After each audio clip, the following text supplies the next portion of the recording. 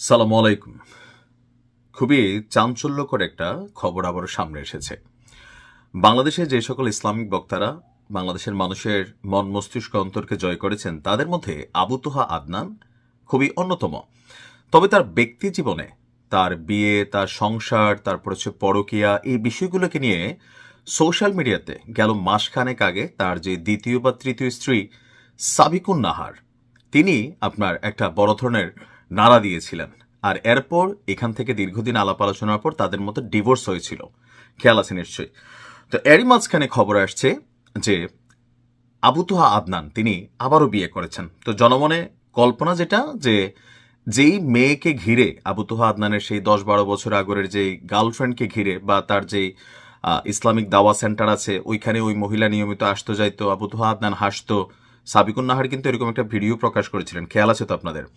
তো সম্ভবত ওই মহিলাকেই বিয়ে করেছে আবু তোহা আদনান, কিন্তু সবাইকে চমকে দিয়ে তিনি আসলে বিয়ে করেছেন আবারও তার যেই তালাক দেওয়া স্ত্রী সাবিকুন নাহারকে। এখন ইসলামী কি এই বিয়েটা জায়েজ? অনেকে এটা জানেন না, আবার অনেকে জানেন যে হিল্লা বিয়ে করছে কিনা, এই না কিনা, সেই না কিনা, সেটা নিয়ে শেষে বলছি কেন ইসলামে জায়েজ। তো গত 21শে অক্টোবর তাদের মধ্যে সংসারের বিবাহ বিচ্ছেদ ঘটে।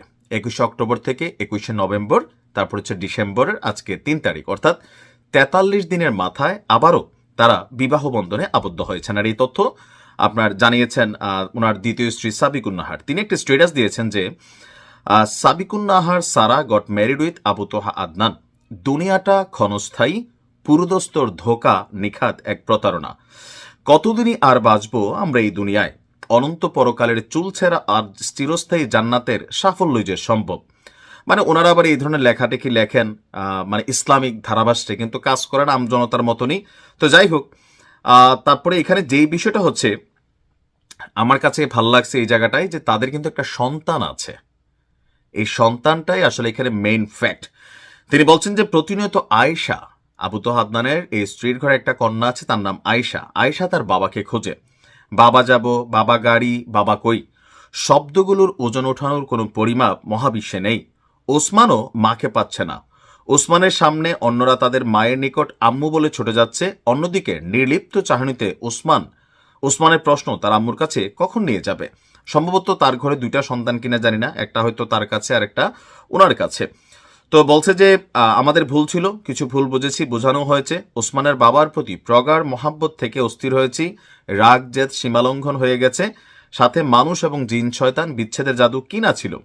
তো আমাদের ভাগ্যে এভাবেই লেখা ছিল, তকদিরের চেয়ে অনেক বড়রাও অসহায় ছিলেন। লম্বা চূড়া, তারপর ইসলামিক ডায়লগ দিয়েছেন।